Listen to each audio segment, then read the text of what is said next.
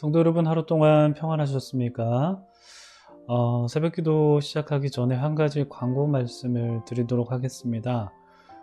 어제 김춘호 장로님의 아버님께서 한국에서 소천을 하셨습니다. 그래서 김춘호 장로님과 박윤영 권사님께서 어제 한국으로 떠나셨는데요.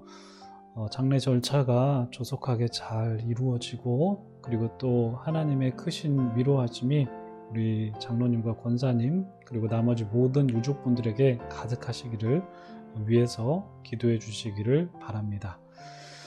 네, 그러면 오늘 새벽기도회 시작하도록 하겠습니다. 오늘은 6월 4일 화요일입니다. 기도하면서 새벽기도회 시작하도록 하겠습니다. 기도하겠습니다. 참 좋으신 하나님, 오늘도 저희에게 새로운 하루를 허락해 주셔서 감사드립니다. 주님께서 주신 이 날을 말씀으로 시작하면서 오늘 하루를 또 보낼 수 있게 해주셔서 감사드립니다. 하나님, 우리 교우 중에 슬픔 당한 분이 계십니다. 슬픈 자를 위로하시는 하나님의 크신 위로하심이 우리 김춘호 장로님과 또 박윤영 권사님, 그 유족분들에게 가득하시기를 기도합니다. 하나님의 크신 위로하심을 경험하시는 우리 장로님 권사님 되실 수 있도록 도와주시옵소서. 그리고 장례의 모든 절차도 다 원만하게 치러질 수 있도록 주께서 역사하여 주시옵소서. 하나님, 오늘도 말씀하실 때에 그 말씀 속에서 우리의 삶을 발견할 수 있도록 도와주시옵고, 하나님의 말씀에 능력이 있음을 우리가 경험하는 복된 기도의 시간이 될 수 있도록 주께서 인도하여 주시옵소서. 오늘 하루도 주의 말씀 가운데에 주님의 은혜를 사모하면서 승리하기를 소망하고, 이 모든 말씀을 우리 주님 예수 그리스도 이름으로 기도드립니다. 아멘. 네, 오늘 저희들에게 주신 하나님의 말씀은 잠언 17장 15절부터 28절까지 말씀입니다. 잠언 17장 15절부터 28절까지 말씀 봉독해 드리도록 하겠습니다. 악인을 의롭다 하고 의인을 악하다 하는 이 두 사람은 다 여호와께 미움을 받느니라. 미련한 자는 무지하거늘 손에 값을 가지고 지혜를 사려 함은 어찌민고.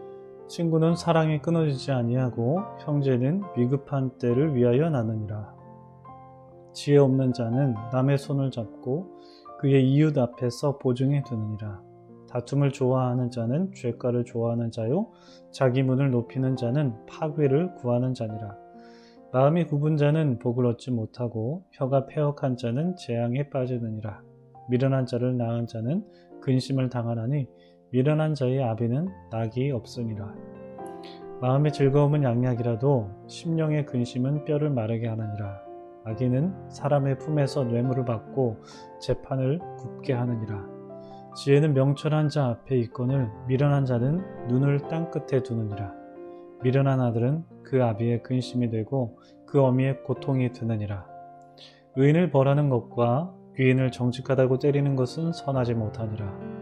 말을 아끼는 자는 지식이 있고 성품이 냉철한 자는 명철하니라.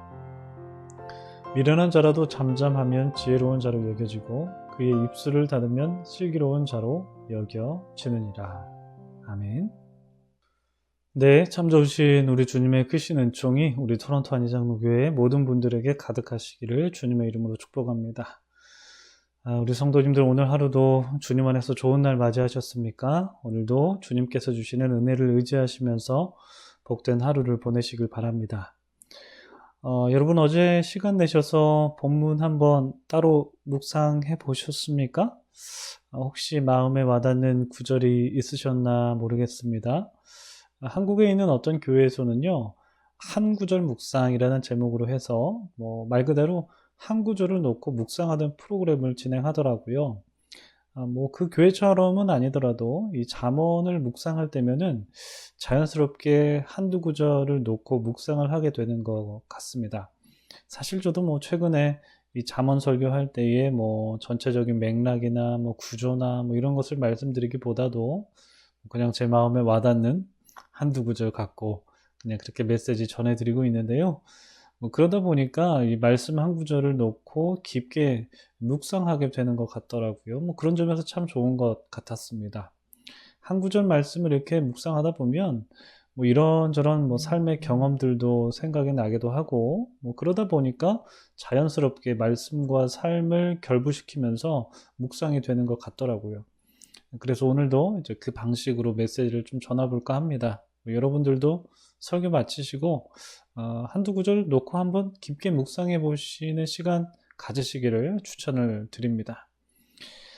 저는 오늘 본문에서 유독 15절이 마음에 와 닿더라고요. 오늘 본문 중에서 이제 첫 구절이기도 하고요. 사실 우리가 살아가면서 악인이 잘 되고 의인은 힘든 삶을 살아갈 때를 우리가 종종 보게 되는데, 그런 삶의 군상들과 좀 연상이 되는 것 같기도 해서 이 말씀이 마음에 와 닿았던 것 같습니다. 자, 15절 말씀 한번 읽어볼까요? 악인을 의롭다 하고 의인을 악하다 하는 이 두 사람은 다 여호와께 미움을 받느니라. 악인을 의롭다 하는 사람들이 있네요. 의인을 악하다고 하는 사람들도 있고요. 악인을 의롭다 하는 사람들은 왜 그럴까요? 선과 악에 대한 그 개념과 구분이 없어서 그런 걸까요? 뭐 기준이 없어서 그런 걸까요? 사실 인간은 하나님께서 주신 그 양심이라는 것을 기본적으로 탑재하면서 태어나기 때문에 그 양심에 따라서 선과 악에 대한 판단력을 갖게 됩니다. 그렇죠? 여러분 그 철학에 많은 갈래가 있습니다. 뭐 인식론도 있고, 어떻게 뭐 사람이 지식을 얻게 되는지 그것을 탐구하는 뭐 인식론이라든지, 아니면 논리학이라든지, 아니면 뭐 형이상학이라든지, 이 물리학이 아닌 뭐 말 그대로 형체가 없는 어떤 그런 학문을 연구하는 뭐 철학의 한 분파가 뭐 형이상학인데, 뭐 그리고 또 우리가 삶과 참 밀접한 관련이 있는 철학의 한 분파가 윤리학입니다. 윤리학. 이 철학자들은 도덕적 행위를 일으키는 윤리적 가치를 탐구를 하거든요. 이제 그게 이제 윤리학의 큰 주제인데요. 인간이 윤리적으로 가치 판단을 하고 또 도덕적으로 살아가는 근본적인 이유가 있습니다. 동력이라고 표현하는 게 맞을지도 모르겠네요. 그게 무엇이냐면 바로 인간 안에 있는 양심입니다. 그러니까 우리는 예로부터 사람이 양심에 따른 삶이 행복한 삶이고, 그 행복한 삶을 영위하기 위해서 인간은 도덕적인 삶을 살아야 된다, 이렇게 배웠잖아요.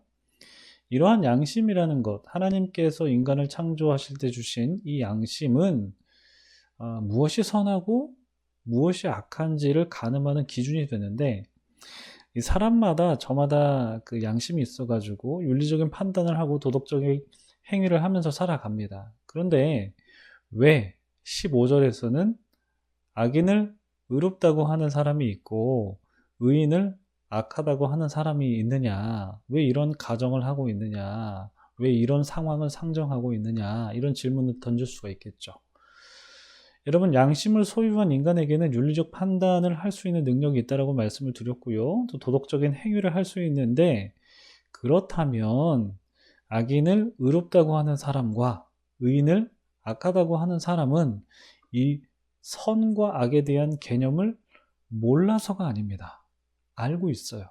무엇이 선한지 무엇이 악한지 모르는 게 아니라 알고 있는데, 그럼에도 불구하고 이들이 악한 사람을 선하다고 하고 선한 사람을 악하다고 하는 그 행위에는 어떤 그들만의 이유가 있다라는 것을 우리가 추론해 볼 수가 있겠죠. 여러분, 왜 많은 사람들이 악인을 의롭다고 할까요? 그리고 왜 의인을 왜 악하다고 할까요? 뭐 속으로는 안 그럴 수도 있겠지만 겉으로 드러나는 양상으로는 악인을 막 의롭다고 하는 사람이 있고, 의인을 저 사람 안 돼, 막 이렇게 악하다고 하는 사람이 있다라는 것이죠. 이렇게 행하는 데에는, 혹은 뭐 이렇게 말하는 데에는 뭐 다양한 이유가 있겠지만, 많은 경우에는 자신의 이해관계가 그 악인과 혹은 의인과 얽혀 있기 때문에 그렇습니다. 악인에게 의롭다고 하는 이유가 무엇일까요? 그 악인이 권력을 갖고 있고 재력이 있고 힘이 있는 경우를 상정해 볼 수가 있겠죠. 우리가 세상을 살다 보면 이런 경우 많이 보지 않습니까? 분명히 저 사람이 윤리적으로 타락했어요. 뭐 이런저런 추문들도 많이 발생시켜요. 그런데 그 사람이 힘이 있단 말입니다.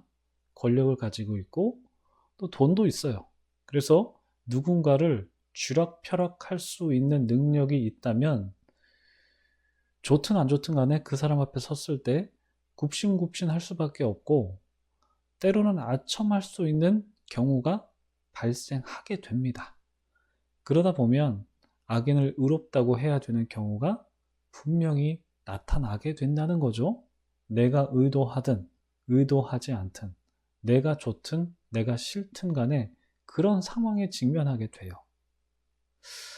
자, 반대의 경우를 한번 생각해 볼까요? 반대로 우리는 세상을 살면서 의인을 악인으로 몰아세우는 경우를 종종 보곤 합니다. 사실 어떤 관계이든지 간에 그리고 어떤 갈등이든지 간에 각자의 입장이 있고 다 처지가 있죠. 그렇기 때문에 무엇이 옳고 무엇이 그른지에 대한 그 도덕 판단 혹은 윤리 판단이 상대적일 수 있습니다. 그런데 그럼에도 불구하고 이 사건을 객관적으로 바라볼 때 상대적으로 의롭게 보이는 쪽이 있기 마련입니다. 그렇지 않나요? 우리가 아이들끼리 싸워도 분명 각자 입장이 있어요. 얘기 들어보면 다 제가 잘못했고 얘가 잘못했고 각자 입장이 다 있는데, 그런데 어른의 입장에서 봤을 때 분명히 더 잘못한 아이가 있기 마련이죠. 그런 것처럼 사회적인 갈등은 조금 더 복잡할 뿐입니다. 그 갈등이 여러 갈래로 꼬여 있고 엉켜 있지만 근데 분명히 누가 잘못했고 누가 의롭다 라는 사람이 있죠. 그런데 안타까운 점이 무엇이냐면 그 의로운 행동을 하는 사람을 악하다라고 폄하하는 사람들이 있다는 것입니다. 안타깝죠. 근데 이제 참 마음 같아서는 이런 상황 속에서 하나님께서 이런 사태를 좀 정리해 주셔서 의인을 의롭다고 해 주시고 악인을 좀 벌해 주시면 참 좋겠는데 하나님께서 잘 또 그렇게 안 하시잖아요. 물론 하나님의 공의는 살아있는 것을 믿습니다. 그래서 반드시 하나님께서 심판하신다고 믿는데, 악인을 심판하신다고 믿는데, 사실 그 심판이라는 게 현실에서는 잘 안 나타나는 것 같아서 참 개탄스러울 때가 많은 것 같죠?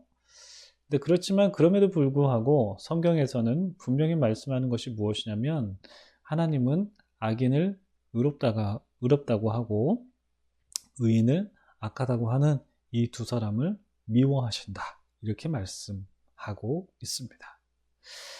여러분, 제가 말씀드린 이 15절 말씀과 좀 비슷한 구절이 26절에서도 찾아볼 수가 있는데요. 의인을 벌하는 것과 귀인을 정직하다고 때리는 것은 선하지 못하니라. 의인을 벌하는 것, 그리고 귀한 사람을 정직하다고 때리는 것, 선하지 못한 행위다 라는 거죠. 의인을 벌하고 정직한 사람을 때리는 것은 악한 사람이라는 것입니다. 너무나 당연한 말씀이죠. 유치원생들도 아는 말씀입니다. 그런데 우리가 이 구절 중에서 좀 지나칠 수 있는 것이 무엇이냐면 잠언 기자는 정직한 사람을 귀한 사람이다 라고 그렇게 정의하고 있다는 겁니다. 귀인을 정직하다고 때리는 것, 이 표현에서 알 수 있죠. 정직한 사람이 바로 귀인이다 라고 그렇게 바꾸어서 말씀드릴 수도 있을 것 같아요.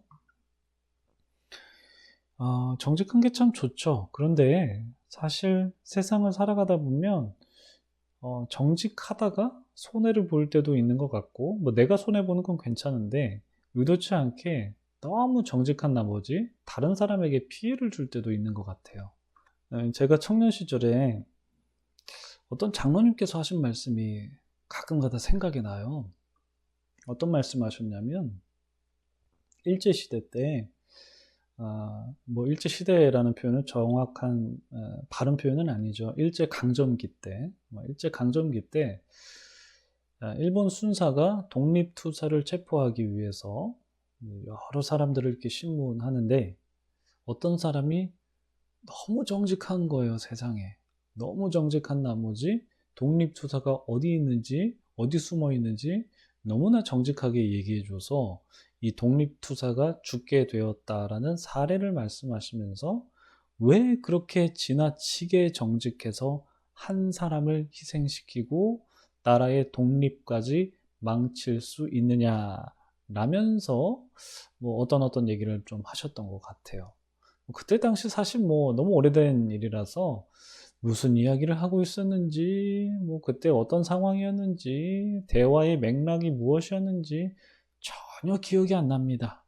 전혀 기억이 안 납니다만 그 장로님께서 하신 그 말씀은 참 생생하게 기억이 나더라고요. 여러분, 우리가 살다 보면 선의의 거짓말 할 때가 좀 있는 것 같아요. 그렇죠? 그럴 때가 있는 것 같긴 합니다. 그러니까 지나치게 정직을 추구하다 보면 엄청난 피해를 볼 수도 있으니까, 뭐 내가 피해 보는 게 아니라 다른 사람이 피해 보고 어떤 공동체가 피해를 보고 그리고 심지어는 나라까지 피해를 볼 수가 있으니까 뭐 지나치게 정직을 추구하라 하는 것이 뭐 능사가 아닌 것 같아요.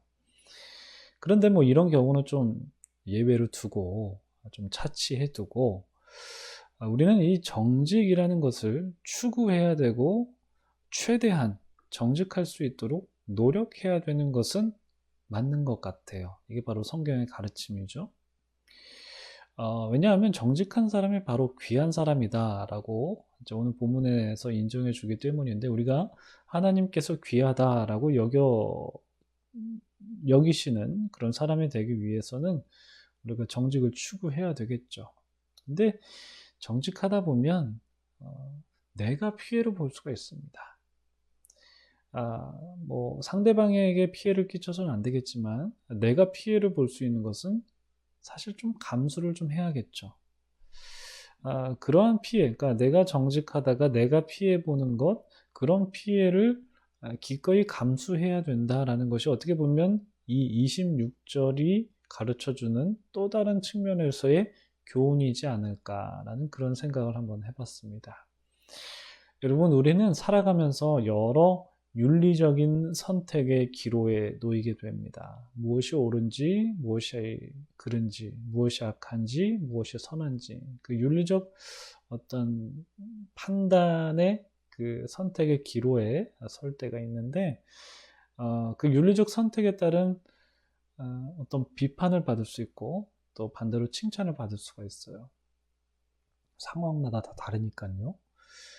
그래서 우리의 삶은 참 복잡하고요. 또 여러 가지로 얽히고 또 설켜 있기 때문에 사실 모든 일을 그냥 무자르듯이 판단하기 힘든 상황이 많은 것 같긴 합니다. 그럼에도 불구하고 우리는 항상 최선의 선이 무엇인지 그것을 추구해야 되고, 그리고 가장 악한 악이 무엇인지 그것을 피하려고 좀 노력을 해야 될 것 같아요. 그러니까 무엇이 의로운지에 대한 그 정의에 대한 민감성과 그리고 정직한 삶을 추구하려는 그런 자세와 같은 노력들이 우리의 삶에 좀 바탕이 될 때, 비록 우리가 이 세상에서는 환난을 당할 수가 있겠지만 하나님께서 기뻐하시고 옳다 인정해 주실 테니까 또 그것을 바라면서 살아가시는 복된 선도님들 되시기를 주님의 이름으로 축복하고 기도합니다. 기도하겠습니다.